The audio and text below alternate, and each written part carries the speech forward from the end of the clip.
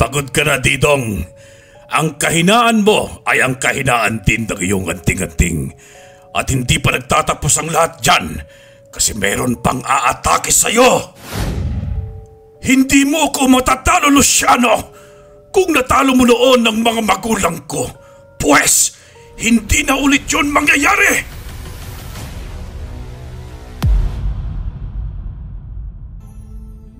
Maraming kababalaghan ang nangyari noong taong 1980 sa probinsya ng Misamis Occidental at kilala si Didong bilang isang antingero. Sa taong ito, marami nang narinig na balita si Didong tungkol sa masamang angkan ng gabunan sa Plaridel. Ayon sa mga tao, marami nang nawalang mga tao sa kalapit lang na munisipalidad ng Plaridel. Kaya naman ay naghudyat yun kay Didong para tuklasin niya at kalabanin ang kasamaan ng mga gabunan. Tatang, pupunta raw po kayo ng Plaridel. Bakit po kayo pupunta roon? Pwede po ba ako sumama sa inyo? Sa puntong yon, mas nanaig sa isip ni Didong kung paano niya sisimulan ang kanyang pakikipagsapalaran. Hindi na kasi humihinto ang mga naririnig niyang balita tungkol sa mga nawawalang tao at pinapatay na tao sa munisipalidad ng Plaridel. Gusto niyang kalabanin kung sino man ang puno at dulo ng lahat. Kaya nang sunod-sunod siyang tanungin ng apo niya, ay agad siyang humarap dito. Ay, apo, may mahalaga akong kukunin doon. At saka hindi ka maaaring sumama sa akin kasi delikado sa lugar na yon, Philemon. Alam ni Didong na may nalalaman ang kanyang apo kahit bata pa man si Philemon. Kaya lang kahit gusto niyang isama ang kanyang apo ay sobrang delikado. Sandali pa'y pumunta siya sa kusina para kumuha ng maiinom na tubig. Iniisip pa rin ni Didong kung anong klaseng kababalaghan ang kanyang makakasalamuha kapag nakapunta na siya sa Plaridel. Pagkatapos niyang uminom ng tubig, pumasok na si Didong sa kanyang kwarto. Mabuti na lang talaga ay may alam ako sa anting-anting. Kahit papaano'y nakakatulong ako sa ibang tao. Hindi man ako sobrang magaling. Ang mahalaga ay kaya kong pumuksa ng mga aswang gamit ang aking mga anting-anting. Habang nasa kwarto siya, ay kinalikot ni Didong ang tatlo niyang anting-anting. Bigay yun sa kanya ng kanyang mga ninuno.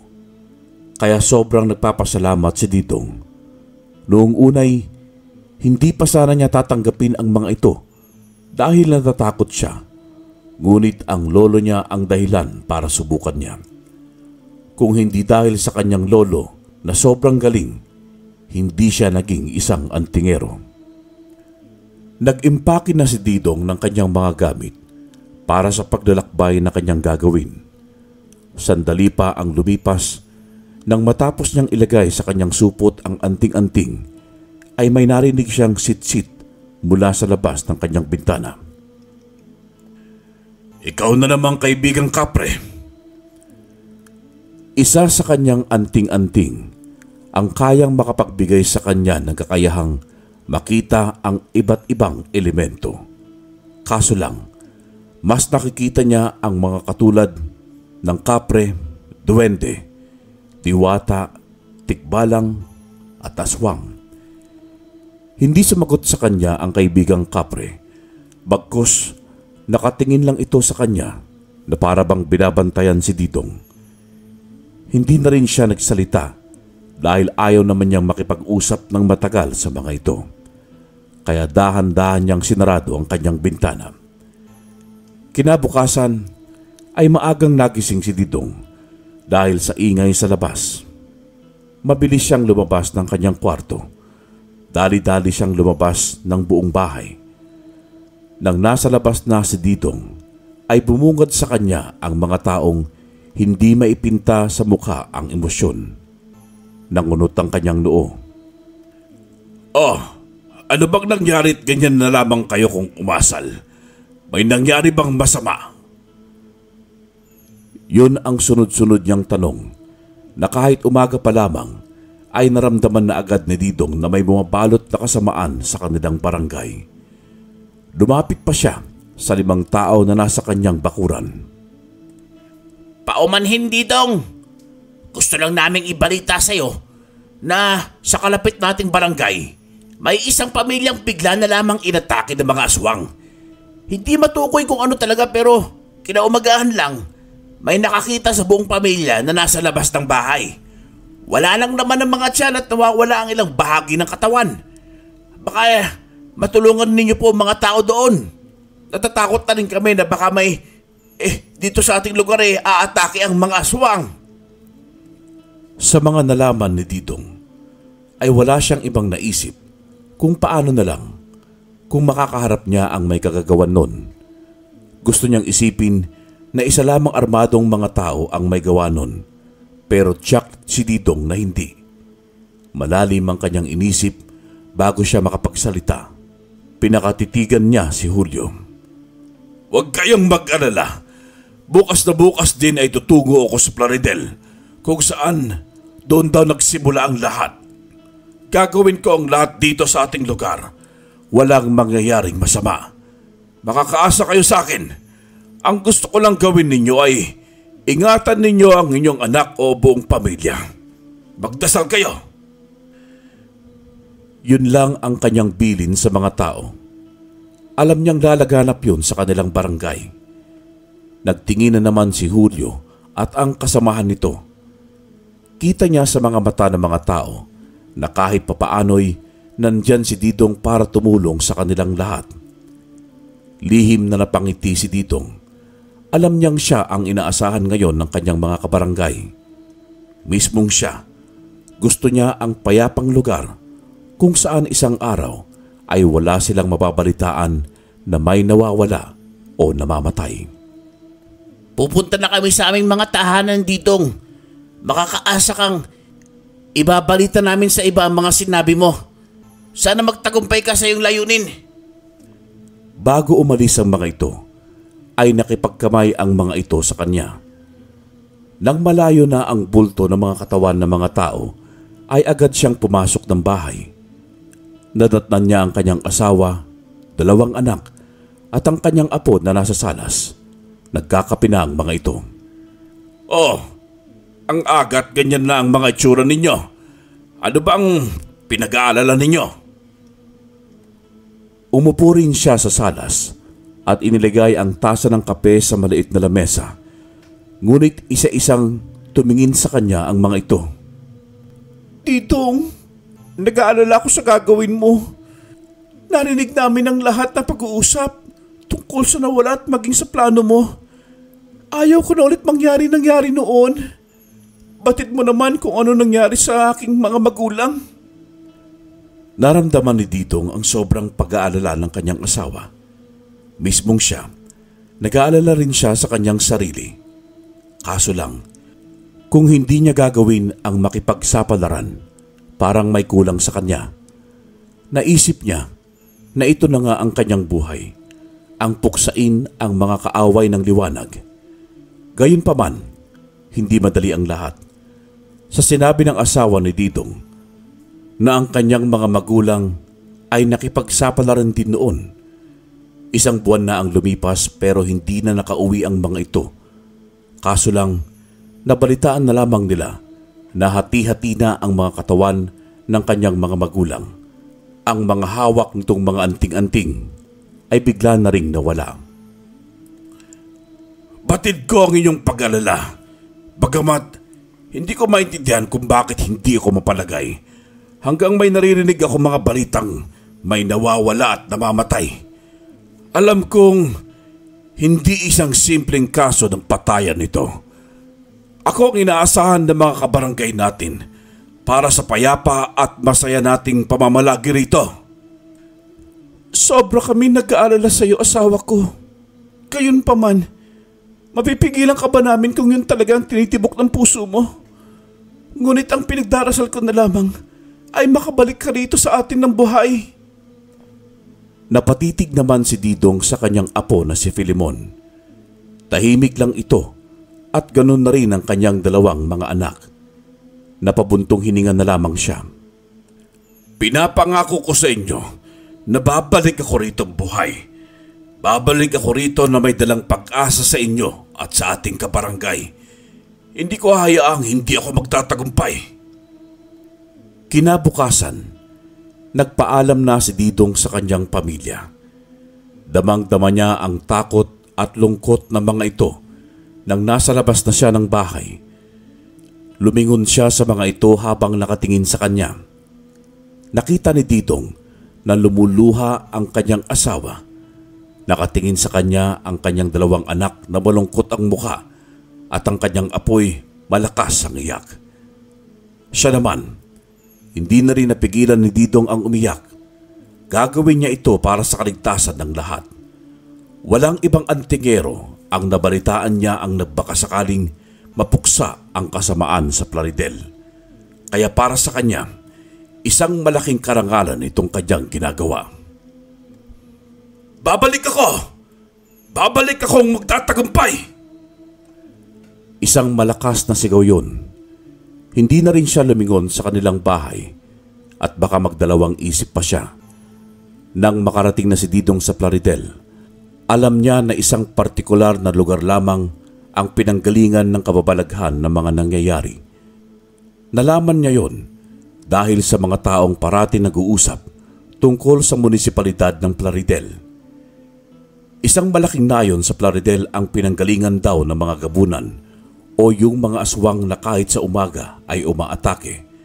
Ang gabunan, ang pinaka nakakatakot na aswang sa kanilang lugar dahil sila ay mga matalino, pula ang mga mata, nakakatakot ang itsura at maputi ang buhok.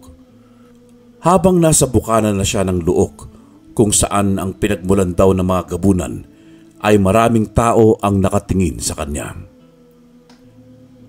Ito na ba ang Luok Plaridel? Wala bang masasakyan patungo sa Luok? Isang liblib na nayon kasi ang Luok. Kahit liblib man, marami ring tao doon. Kaya lang maraming tao ang natatakot na puntahan ang nasabing nayon. Hindi sumagot kay Didong ang isang binata, kaya muli siyang nagsalita. Nagtanong siya ulit kung wala bang masasakyan papasok sa Luok. Wala na pong pumapasok na habal-habal sa lugar na yon. Natatakot na po kasi ang mga tao kaya maglalakad na lang po kayo. Pero kung ako sa inyo, huwag na lamang po kayong tumuloy. Kasi sabi-sabi rin ngayon ng mga tao dyan ay puro mga aswang. Nanginig ang kanyang katawan nang marinig niya ang mga sinabi ng binata. Gayunpaman, kursunada pa rin si Didong. Mas lalo siyang nagagalak. Hindi na niya hinintay na muling magsalita ang binata. Tiningnan niya ang daan, makipot ang daan, at parang wala na talagang bakas ng gulong ng habal-habal. Ang gusto lamang niya ay ang matapos na ang lahat. Isang misteryong nababalot sa lugar na ito. Tatang, hindi ka namin pipigilan sa gusto mong gawin sa lugar na yan. Kasi yun din naman siguro kagustuhan mo. Binabalaan lang kita. Mismo nga dito sa aming barangay ay nababahala na rin kasi nawawala ng aming mga alagang hayop. Muling napatitig si Didong sa binata. Naramdaman niyang hindi nagsisinungaling ito. Sa mga narinig niya, mas may nag-udyok sa kanya no pumaroon na. Maraming salamat sa iyong babala, iho. Nasisiyahan ako sa iyong pagiging mabuting tao. Naparito ako para lutasin ang misteryong nababalot sa lugar na ito. At kung malaman ko bang yun, isa yung tagumpay. Sige, pupunta na ako. Kita ni Didong na hindi nasiyahan ang binata sa kanyang naging pasya. Gayunpaman, nagpatuloy na siya sa paglalakad. Ilang minuto na ang lumipas ay malayo na ang narating niya. Wala rin siyang naengkwentro na iba sa pakiramdam niya. Ang ilang minuto ay naging isang oras. Huminto na muna siya sa gilid. Ngunit saglit pa'y naramdaman niya na parabang may mga matang nakatingin sa kanya. Nagsindi na muna siya ng sigarilyong gawa sa dahon ng papaya. Akala niya'y mawawala ang mga tingin pero hindi pala. Kaya ang ginawa niya ay muli siyang naglakad. Kaya naman pala walang habal-habal ang pumapasok dito eh. Sobrang layo at hindi man lang sementado ang daan. Yun ang sabi niya sa sarili. Nang makita niya ang isang bahay sa unahan, ay napansin niya na may naglalaro mga bata doon. Nagwawalis sa bakuran ang isang ale at nagsisibak ng kahoy ang isang mama. Agad siyang nagmadaling lumapit sa mga ito. Nang makita siya ng mga bata ay parang natatakot ito sa kanya. Magandang araw po sa inyo. Ay nais ko sanang magtanong tungkol sa inyong lugar. Totoo po ba na ito ay lugar kung saan naninirahan ang mga aswang? Batid niyang masyado siyang diretsa sa tanong na yon. Kaso lang, ayaw na niyang magsayang pa ng oras. Nagtinginan ng mag-asawa. Ang kanilang anak naman ay pumasok sa loob ng bahay. Mismong si Didong ay nakaramdam ng kakaiba sa pamilyang nilapitan. Ang napapansin lang niya ay maraming nakasabit na bawang sa bahay ng mga ito at kung ano-ano pa na alam ni Didong na panlaban sa aswang. Sa katunayan, hindi agad nagsalita ang mag-asawa. Huwag po kayong mag-alala. Isa ako mabuting tao. Galing po ako sa munisipalidad ng Aloran. Nakipagsapalaran ako para mapuksa ang mga aswang. Balitang-balita na kasi na dito raw maraming aswang at maraming nawawalang tao. Huwag po sana ninyong mamasamain ang aking mga sinabi. Muling nagtinginan ng mag-asawa. Lumapit ang lalaki sa kanya habang may hawak pa rin itong sundang. Umatras naman siya at baka tagain siya. Ako si Antonio at si Fe naman ang asawa ko. Tama nga sinasabi niyo, Tatang. Ilang buwan na ang lumipas simula nung sunod-sunod na pagpatay at pagkawala ng mga tao rito. Ang paniniwala namin, ang angkan ng Bartolome ang may gawa nun. Sa bawat bigkas ng salita ni Antonio, ay siyang pag-iisip niya na baka ay nagsisinungaling lang ito pero hindi niya yun makita sa mga mata ni Antonio. Nandito ako, Antonio, para lutasin ang inyong problema. Hindi lang kasi dito sa inyong lugar nangyayari ang mga bagay na yon, pati na rin sa iba. Kaya nga, dito naman nanggagaling ang lahat. Hindi rin kami masasamang tao. Nagulat lang kami na biglang may isang matanda na napadpad dito sa ganitong maraming nangyayaring hindi maganda sa lugar namin. Baka rin ay pagbintangan ka nila. Gayunpaman, dito ko na lamang tumuloy sa aming bahay. Tiyak naman ako na nasa mabuting kalagayan ka. Kasiyahan ang namutawi sa buong katawan ni Didong. Sa isip niya, mali ang sinabi ng binata sa kanya na ang lahat ng taong naninirahan dito ay mga aswang. Maraming salamat sa iyong pagtanggap, Antonio. Tatanamin ko na utang na loob ang iyong pagpapatuloy sa akin. Naging mabilis ang kanilang ugnayan sa isa't isa. Sa katunayan, pinagsilbihan pa siya ng pamilyang Marcos. Pagsapit ng gabi, nagkapilang si Didong kahit alam niyang hindi siya makakatulog. Nasa sala siya ngayon habang tanging liwanag lang ng lampara ang nagbibigay ilaw sa kanya. Sandali pa ang lumipas ay lumapit si Antonio sa kanya. May hawak itong prutas na sa palagay niya ay kanyang ibibigay. Ngayon lang ako nakakita ng isang taong nagkakape ng gabi. Makakatulog ka ba niyan, Mang Didong? Ngumiti si Didong sa tanong na yon. Mahilig naman talaga siyang magkape. Sa tuwing nagkakape kasi siya, ay magaan ng kanyang pakiramdam at nakakaisip siya ng maayos. Hindi ka pa natutulog, Antonio. Paumanhin kong nagkakape ako ng gabi. Mahilig lang kasi ako magkape at saka ito na rin ang pangpagaan ng aking isip. Umupo si Antonio sa upuang gawa sa kahoy ng nara. Inilagay nito ang prutas sa maliit na lamesa at kumain din ito. Sa puntong yon ay biglang tumitig si Antonio sa kanya. Naramdaman ni Didong na may maraming sasabihin si Antonio at nahihiya lamang itong ibuelta yon. Nararamdaman kong may sasabihin ka sa akin. Tiyak din ako na makakatulong yun sa akin. Huwag kang mahihiya, Antonio. Hindi lang ngayon taon nangyari ang lahat ng ito, Mang Didong. Nangyari na ito noong bata pa lamang ako. Hindi ko alam kung anong sumunod na mga nangyari sa dalawang matandang pumunta rito. Kasi bigla na lamang silang nawala. Kasabay ng kanilang pagkawala ay nawala na rin ang mga aswang. Hindi ko sinabing aswang nga talaga ang may kagagawan ngayon. Pero noong bata pa ako, kitang-kita ng dalawa kong mga mata kung ano ang mga nangyayari. Kaya sasabihin ko rin sa'yo na mag-ingat ka, Didong. Naramdaman ko kasi ngayon na para bang isang dilubyo itong nangyari. Kung ikaw nga ay naglalayong mapuksa ang lahat, ay ipagdarasal namin yon. Yun ang mahabang pagsasalita ni Antonio. Hindi siya makapaniwala. Pinaniniwalaan niyang ang dalawang matanda na nakikita nito ay ang kanyang mga magulang. Gusto pa sana niyang tanungin si Antonio pero nagdadalawang isip siya. Kaya nga nandito ako para mawala ang kasamaan.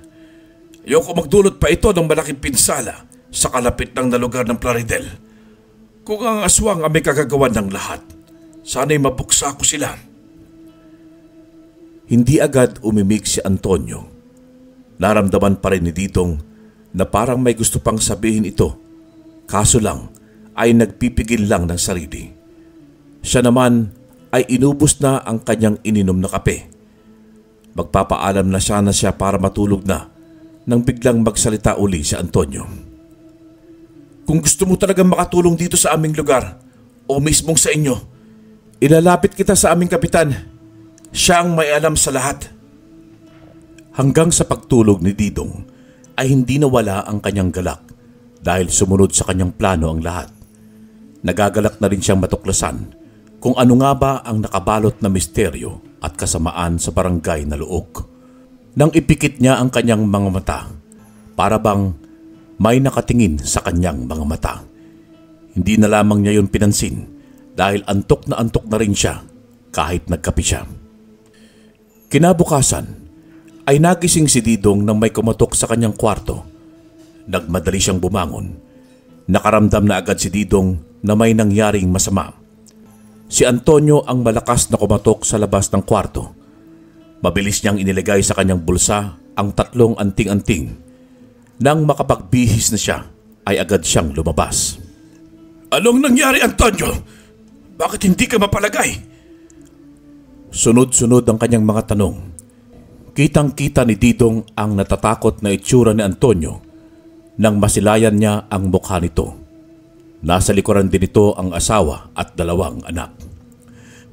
May natagpo ang isang lalaking patay sa daan kanina lang. Hindi matukoy kung ano pinagmulan. Sabi ng kapitan ay isang lalaki. Kagabi pa raw nangyari ang lahat kaya walang nakakita. At saka nais ka na rin makita at makilala ng aming kapitan. Ang mga impormasyong narinig niya ay unti-unti agad na pumasok sa kanyang utak. Titig na titig siya kay Antonio. Hindi siya makapaniwala na agad na may nangyaring masama. Hindi pa nga yata siya nakaisang araw sa lugar na yon. Salamat sa binalita mo. Maaari mo ba akong samahan para makita ko ang kapitan? Gusto ko rin tignan ang bangkay na namatay ng lalaki.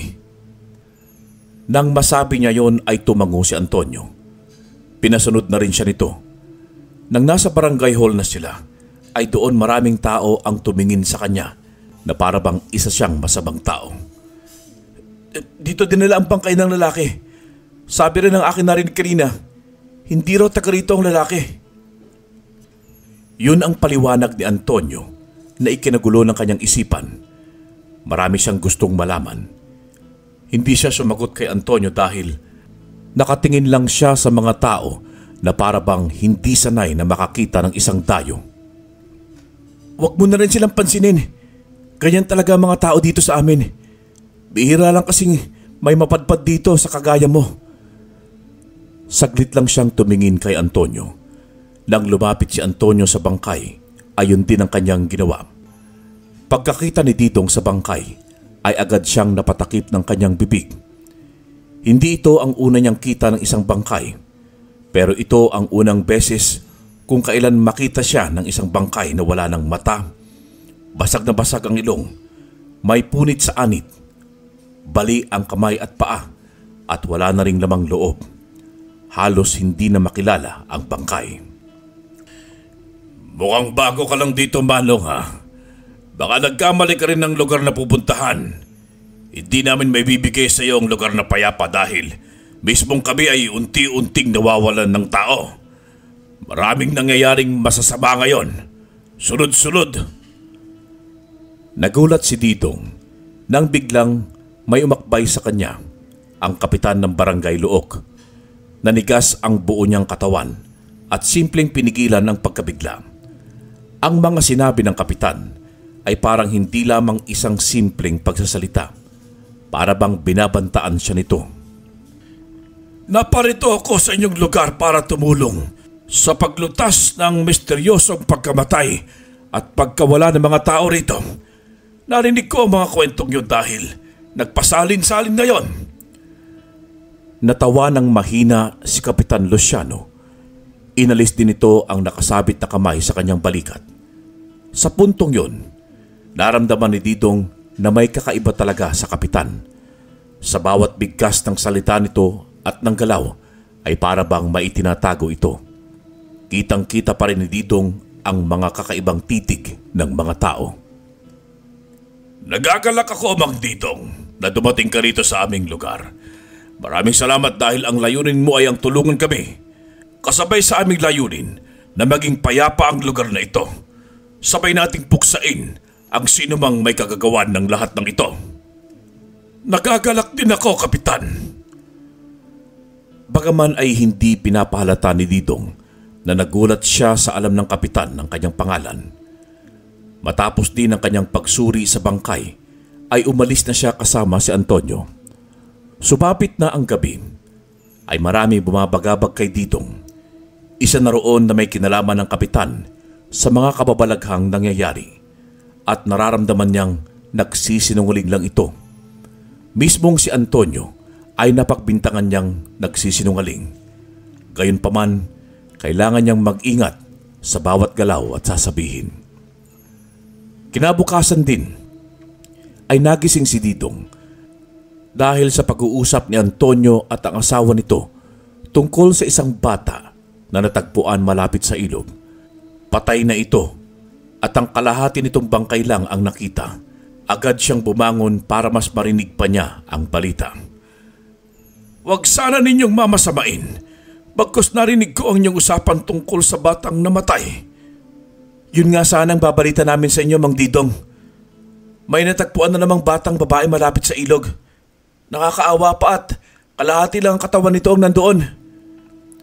Hindi masikmura ni Didong ang kanyang mga narinig, kaya dali-dali siyang bumalik sa kwarto. Kinuha niya doon ang 3 niyang anting-anting at inilagay sa kanyang bulsa. Tutungo ako sa barangay hall ninyo. Hindi ako mapalagay sa mga balitang sunod-sunod na pagkamatay ng mga tao dito. Kung maaari lang sana'y payagan ako na inyong kapitan sa aking planong naisip. Sasamahan kita, Mang Didong. Nag-aalala ako sa iyong kalagayan. Bagkus, dayo ka lang dito. Baka kung ano pang mangyari sa iyo. Dama niya ang pag-aalala ni Antonio. Tumango lang siya dito. Nang makalabas na sila sa bahay, ay agad silang pumunta sa barangay hall. Naabutan nila ang maraming tao at pati na ang kapitan. Nakita agad si Didong ni Kapitan Luciano. Imbis na malungkot ang mukha nito, nakangiti pa itong tumayo at lumapit sa kanya. Magandang araw sa iyo, Kapitan Luciano. Ikinalulungkot ko ang pagkawala ng batang Pusmos. Dahil sa kanyang sinabi, ay nagulat siyang kakaiba na naman ang tingin ng mga tao na para bang kasalanan niya ang nangyari. Bagkus ay natuon ang kanyang atensyon nang bumulong sa kanya si Kapitan Luciano. Ikaw ang iniisip nilang may kagagawan nito. Pero pinaliwanag ko sa kanila na hindi mo ito magagawa dahil ang layunin mo'y tumulong para malutas ang kababalaghan na ito. Hindi niya alam kung ano ang kanyang sasabihin. Pinagbibintangan siya ng mga tao na siya ang may gawa nun. Ngunit mabilis din siyang napaisip. Isa siyang dayo. Kaya kung anuman ang iniisip ng mga ito ay hindi niya mapipigilan. Gayunpaman, alam niya sa kanyang sarili na hindi siya masamang tao. Isa lamang siyang antingero na kayang puksain kung aswang man ang may kagagawan ng lahat. Nais ko na lamang ipabatid sa inyo, Kapitan Luciano. Hinihingi ko ang inyong paspas na payagan akong magbantay sa gabi dito sa inyong barangay hall. Nang sabihin niya yon, ay nanlaki ang mga mata ni Kapitan Luciano. Alam niyang kung ano ang iniisip nito. Mas lalo lang siyang pag-iisipan ng mga tao na siya ang may gawa ng karumal-dumal na krimen kung simula ng kanyang pagmanman sa gabi ay may mangyaring masama ulit. Bagamat nakita niya ang galak sa mukha ni Kapitan Luciano, muli itong umakbay sa kanya. Nagpapasalamat ako ditong. Gayon pa man delikado ang gabi kapag mag-isa ka lamang. Ayaw mo bang sabahan kita? O gusto mo bang magsama ka ng mga tanod?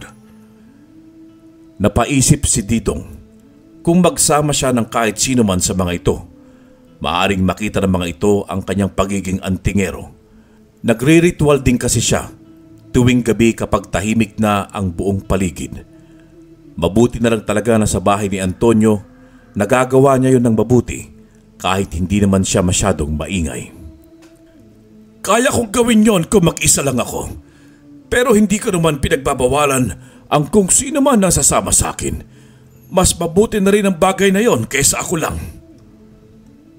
Bumaling ng tingin si Kapitan Luciano sa mga tanod na nagkumpul-kumpulan sa isang sulok. Tinawag ni Luciano ang mga ito. Agad namang nagsilapitan ang mga tanod. Nang sabihin ni Kapitan Luciano ang sinabi ni Didong, nagtinginan ng mga tanod na parabang isang maling desisyon ang gagawin ni Didong. Sa isang gabi, ang pagmanman ay isang malaking kaibangan, lalo na sa lugar kung saan sunod-sunod ang namamatay. Sa puntong yon, nahahalata ni Didong na ayaw ng mga tanod ang magmanman sa gabi. Kaya ko na ang sarili ko, Kapitan Luciano. Kung may mangyayari mang masama sa akin, huwag na rin kayong mag-alala. Ilibing niyo na lamang ako ng mabilis. At saka mas mabuti na sigurong hindi na ako samahan ng mga tanod.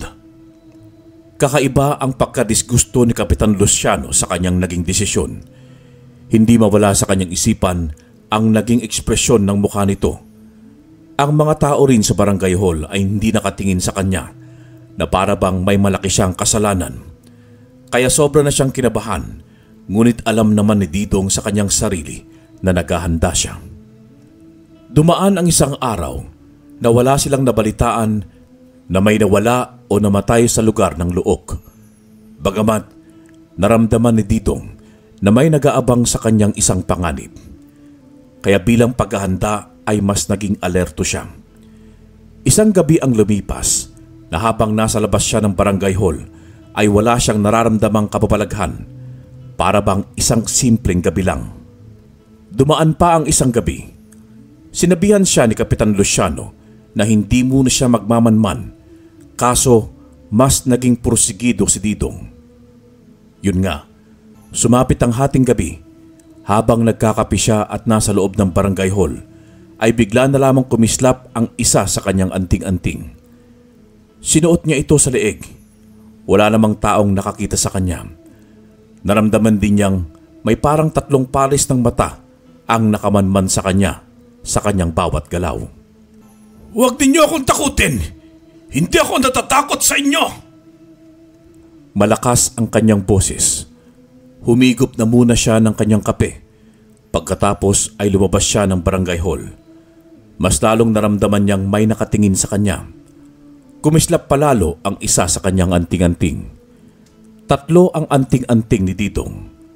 Ang isa ay pangontra niya sa mga iba't ibang klase ng elemento at aswang. Ang isa naman ay kayang magpagamot ng may sakit. Ang isa naman ay nagagamit niya para mapatay niya ang kahit na anong aswang nang hindi siya napapagod ng mabilis. Alam kong binamatyagan niyo ako. Hindi ako natatakot sa inyo! Muli niyang pagsigaw. Humakbang siya palayo sa barangay hall. Naramdaman niyang pinalibutan siya ng mga ito. Kaya naman hinawakan ni Didong ang 3 niyang anting-anting. Nagdasal din siya ng kaunti. Ilang minuto pa ang lumipas, 3 lalaki ang nasa kanyang harapan ang bigla na lamang sumulpot mula sa damuhan. Sino kayo? Anong pakay ninyo sa akin? Hindi sumagot sa kanya ang mga ito, ngunit hindi siya nagpatinag. Hindi rin siya natakot sa mga ito. Palapit ng palapit sa kanya ang mga lalaki. Nang maaninag na niya ito, doon lang niya nakita na nakahubad pala ang mga lalaki. Umatras din siya na baka ay biglang atakihin si Didong. Nang maaninag niya ang mukha ng lalaki, ay nanlaki ang kanyang mga mata. Kilala niya ang mga ito. Ito ang mga anak ni Kapitan Luciano. Dahil sa kanyang pagkagulat, ay umatras pa siya lalo.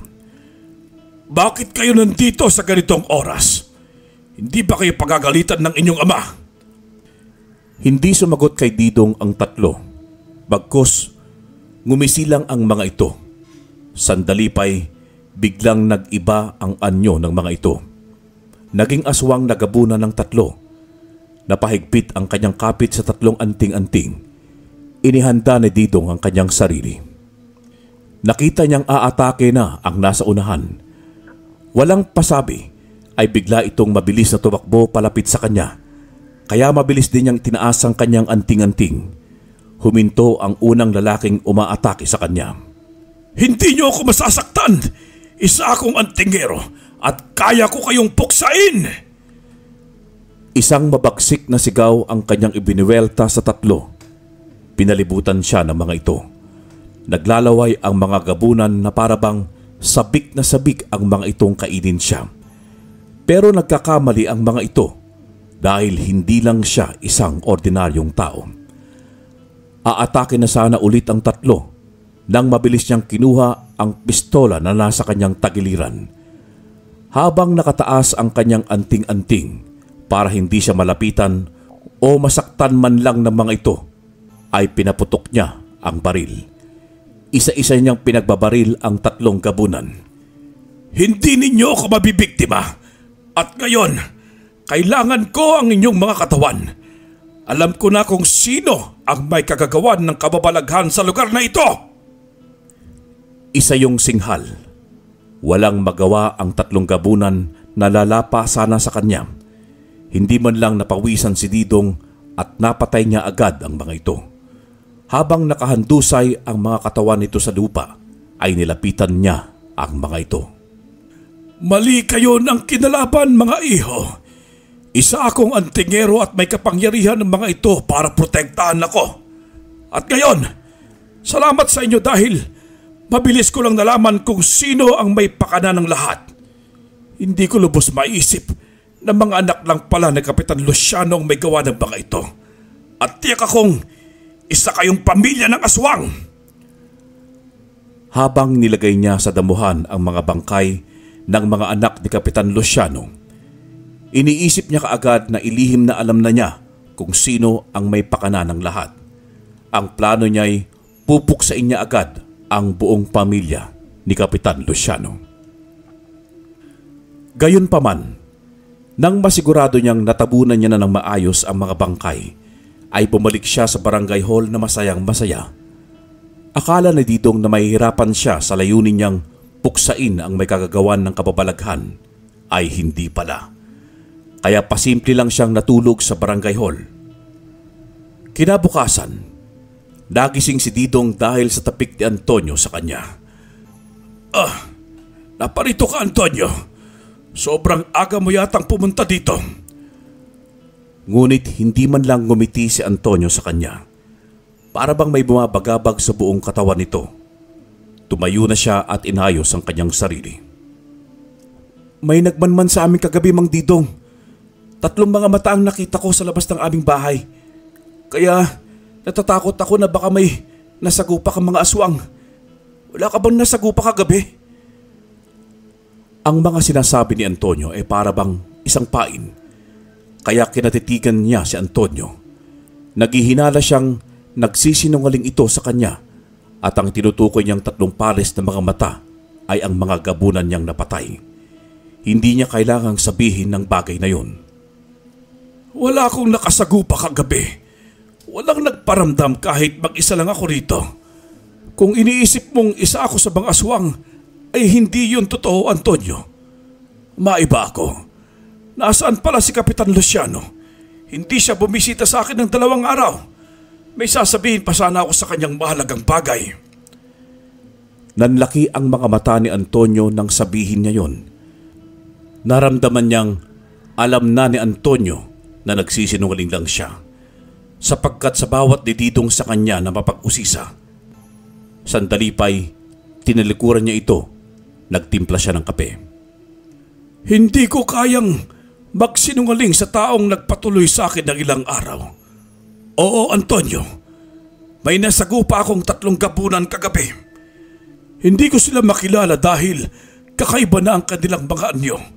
Ngunit nagtagumpay ako. Napatay ko silang. Hindi makapaniwala ang mukha ni Antonio sa kanyang ibinalita. Kaya mas naghihinala siyang may kakaiba talaga sa ikinikilos nito. Lumapit siya kay Antonio. Binigyan niya ito ng tasa ng kape. Wala akong masabi, Didong. Damang-dama niya sa boses na ito na hindi ito makapaniwala. Hindi rin ito mapalagay. Nang inilapag niya ang tasa ng kape sa harapan nito, ay nanginig ang mga kamay nito. Napansin ni Antonio na napansin yun ni Didong. Gayunpaman, hindi siya nagsalita tungkol doon. Kailangan niyang maging alerto. Ang mga gabunan ay hindi lamang sa gabi umaatake. Ang mga ito ay hindi takot sa sinagdang araw. Kaya kahit sino man sa nakakaharap ni Didong ngayon ay hindi niya kailangang maging kampante. Nais ko sanang ipabatid sa iyo, Antonio, na mamayang gabi, kailangan nating puksain na ang mga gabunan. Alam kong hindi lang 3 ang mga aswang na nandito sa inyong lugar. Kailangan nating ipunin ang buong tao dito at samahan ninyo ko sa gagawin nating pagkitil sa mga gabunan. Tatapusin natin ang lahat mamayang gabi. Desidido ang kanyang boses. Walang ibang kagustuhan ang namayani sa kanyang katawan, kundi ang matapos na ang kababalaghan na ito. Ayaw niyang mas maging matagal pa ang kanyang pamamalagi sa lugar na yon. Umupo si Didong sa upuan. Nakatayo pa rin si Antonio na parabang may iniisip na malalim. Hindi niya iniintindi kung anuman ang nararamdaman nito. Gayunpaman, may tiwala pa rin siyang natitira kay Antonio. Huwag lang sana nitong sayangin. Hindi ko alam kung nasaan si Kapitan Luciano.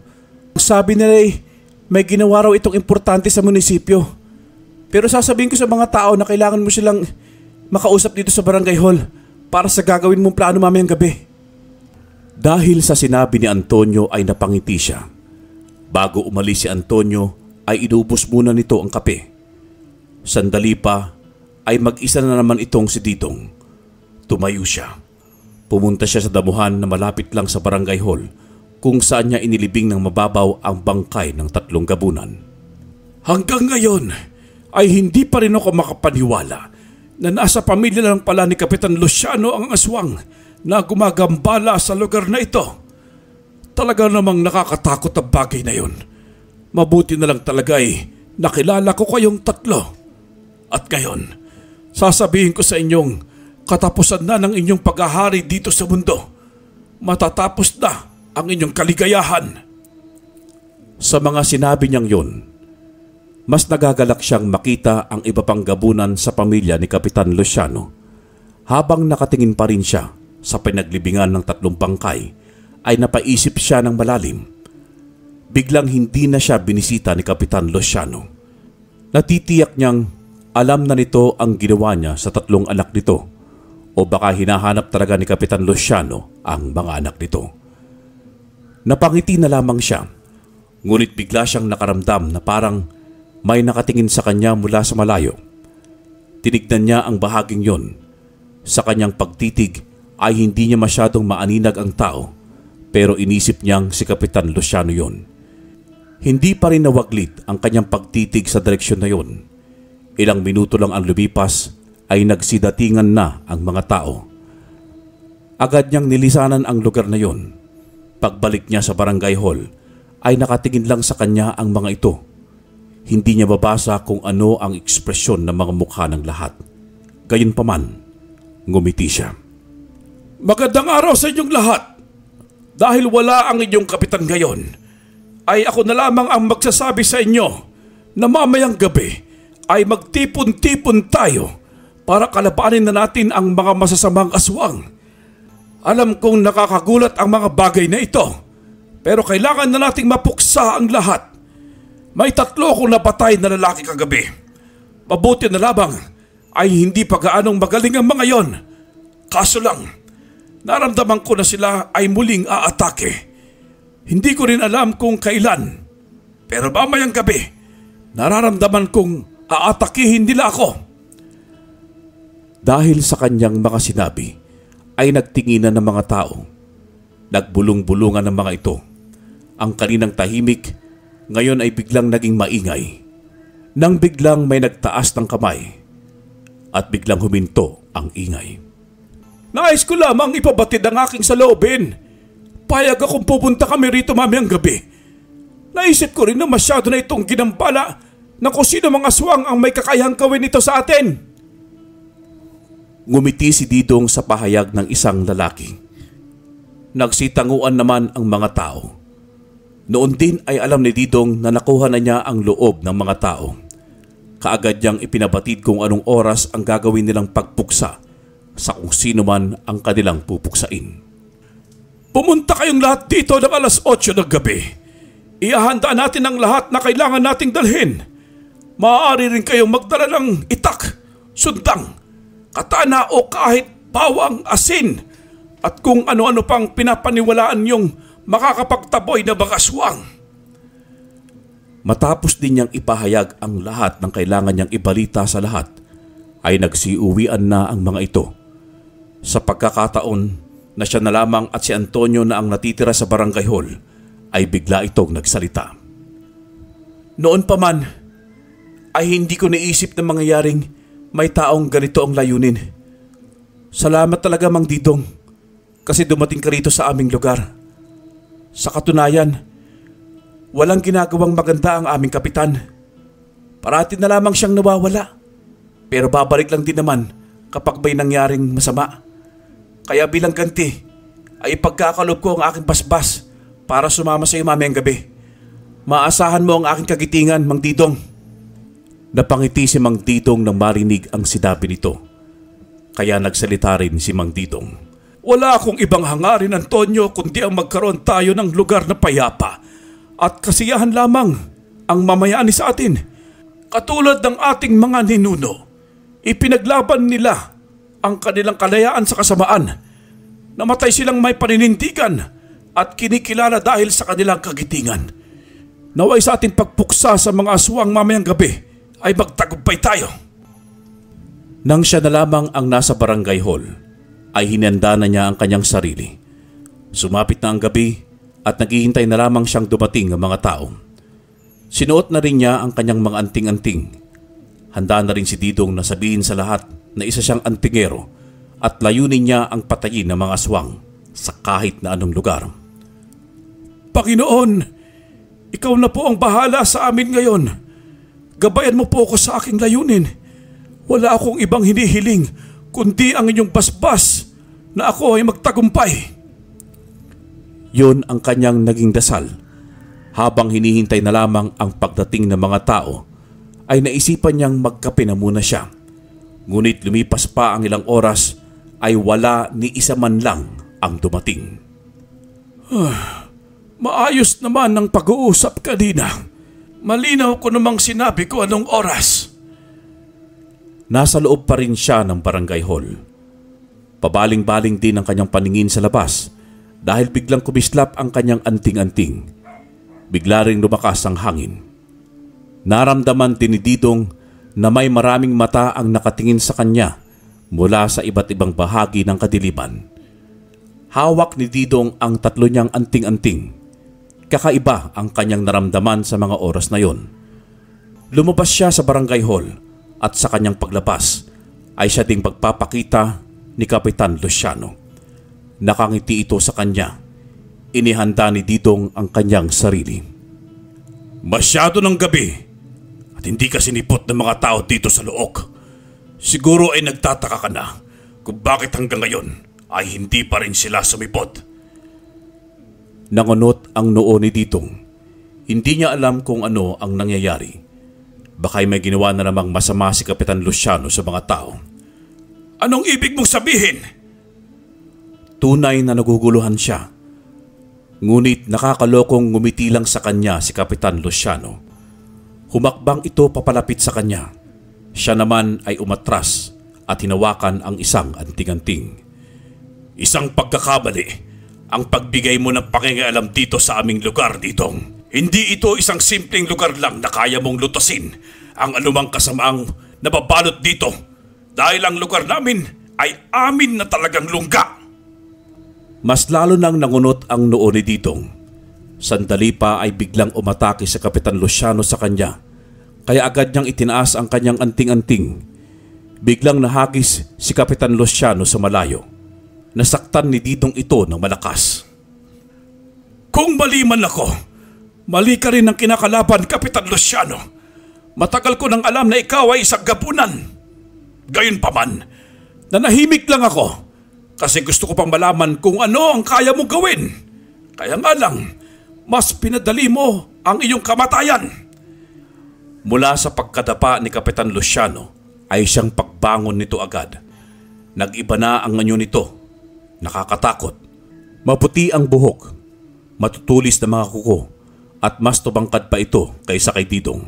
Aatake din sana si Didong nang bigla siyang napahinto, nang biglang sumulpot ang buong pamilya ni Antonio. Nanlaki ang kanyang mga mata sa nasaksihan, ngunit tama nga siya sa kanyang hinala na nagsisinungaling lamang si Antonio sa kanya. Hindi para talaga ang mga ito mabait na tao. Ngunit mas lalo siyang nagulat nang isa-isang nagsulputan ang mga taong inaasahan niyang darating para tumulong sa kanya. Nagkamali nga si Didong. Ang pinapaniwalaan niyang maging kaagapay o kasamahan niya ay mga aswang pala. Hindi lang ang pamilya ni Kapitan Luciano ang gabunan, Didong. Ang mga tao rito sa Luok ay isang buong angkan ng gabunan. Nagkakamali ka ng kinalaban. Hindi ako natatakot sa iyo. Pagkos may kapangyarihan akong dala para puksain kayong lahat. Halos hindi makagalaw si Didong.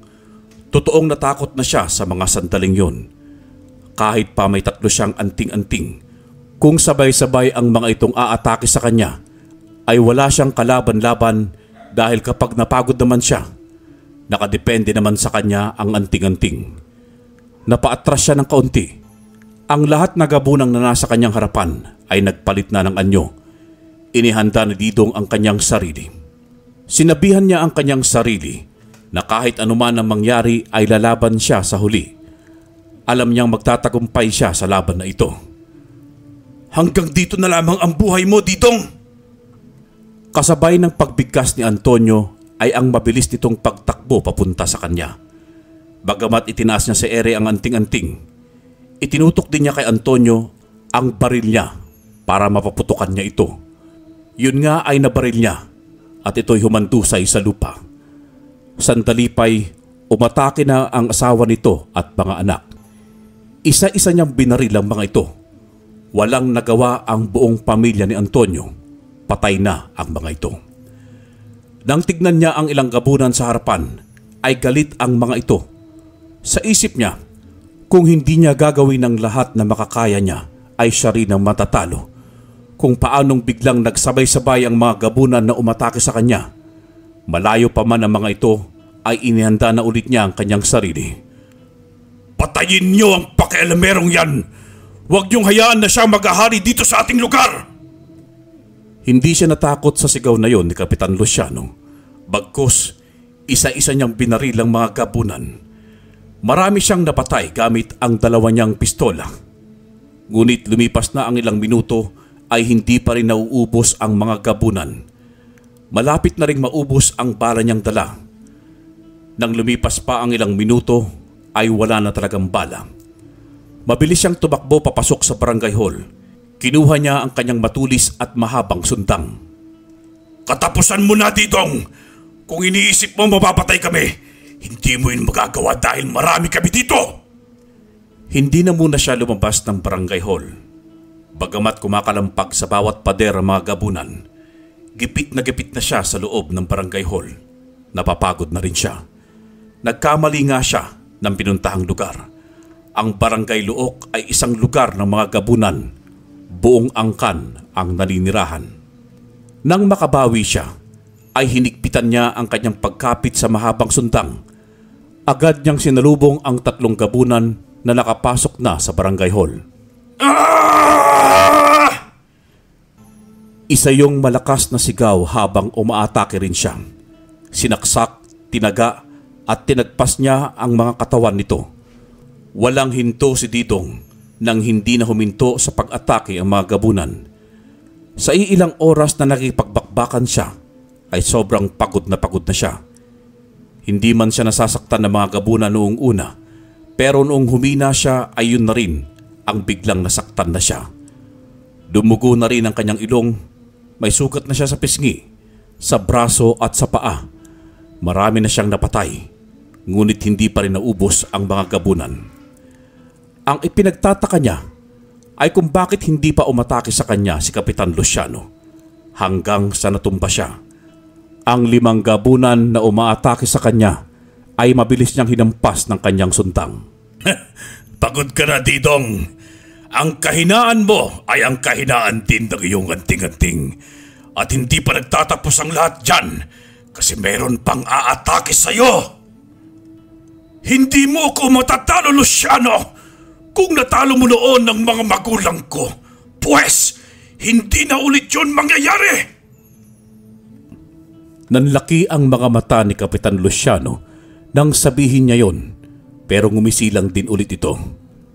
Akala ko'y wala kang alam tungkol doon. Katunayan, totoong pinatay ko ang iyong mga magulang. Wala silang binatbat sa akin. Bilog nga talaga ang mundo, Didong. Ang kanilang anak ay mapapatay ko sa isang lugar kung saan pinatay ko rin ang mga magulang nito. Nakaramdam ng matinding galit si Didong. Nasa barangay hall pa rin siya at nasa labas naman si Kapitan Luciano. Umatake ka na sa akin, Luciano, para mas makamtan ko na ang tagumpay. Dahil sa kanyang sinabi, ay tumawa lang ng malakas si Kapitan Luciano. Umatake na naman ang mga natitirang gabunan. Sa 2 oras na walang hintong pakikipaglaban, ay mabuti na lang at 5 na lamang ang natirang gabunan.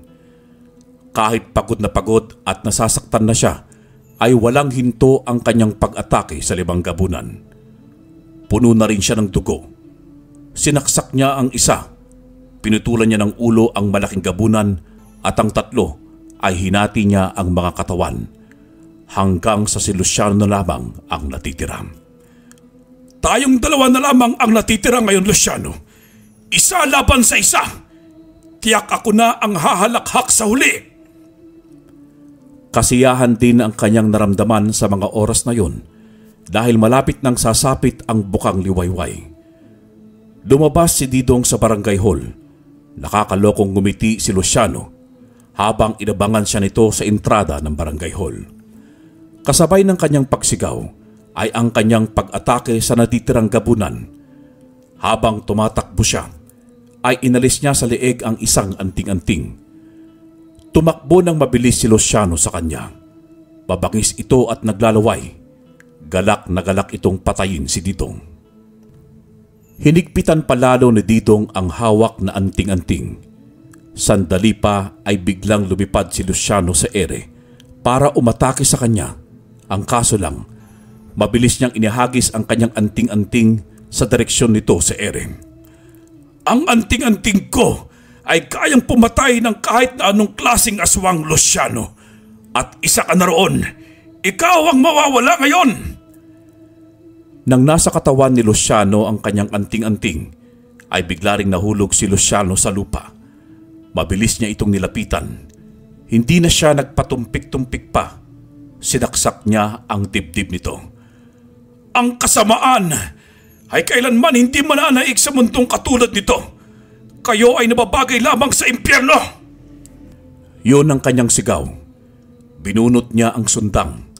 Muli niyang sinaksak sa dibdib si Luciano. At kasabay ng pagpikit ng mga mata nito ay ang pagsikat ng araw. Nagtagumpay ako! Salamat, Diyos ko! Saad niya yon sa kanyang sarili. Hindi niya binitawan ang suntang. Tumingin siya sa papasikat na araw. Kasiyahan ang namutawi sa kanyang dibdib. Pinunasan din niya ang dugong dumaloy sa kanyang muka. Dahan-dahan niyang pinulot ang kanyang anting-anting. Alam niyang nagtagumpay na siya. Kaya mabilis siyang umalis sa lugar na yon habang naglalakad. Alam niya sa kanyang sarili na may magandang ikukwento siya sa kanyang apo at mga anak. Babalik siya sa kanyang pamilya na dala-dala ang bagong pag-asa. Ay, tagum! Isisigaw na sana niya yon nang bigla siyang napahinto. May parang malakas na tumusok sa kanyang dibdib. Nang matignan niya yon, isang matulis na kuko ang sumaksak sa kanyang tiyan. Nang mawala yon sa kanyang harapan, doon niya nakita si Antonio. Baka nakalimutan mong hindi mo ako napatay ng husto, Didong. Sa huli, hindi ka pa rin nagtagumpay. Akala mo lang yon. Walang ibang nagawa si Didong. Kasabay ng pag-agos ng mga dugo na namumuo sa kanyang tiyan, ay ang nakakalokong ngiti ni Antonio sa kanyang harapan. Gusto niyang lumaban, subalit nararamdaman niyang nawawala na ang kanyang lakas. Alam niyang katapusan na niya yun. Sa nawawalang lakas sa bawat hibla ng kanyang kalamnan, ay bigla niyang tinaga sa ulo si Antonio. Hindi kayo magtatagal dito sa mundo! Yun na rin ang naging huling salita ni Didong bago siya malagutan ng hininga. Hindi nagtagumpay si Didong. Hindi rin nagtagumpay si Antonio. At doon na rin natapos ang labanan sa munisipalidad ng Plaridel. Wakas.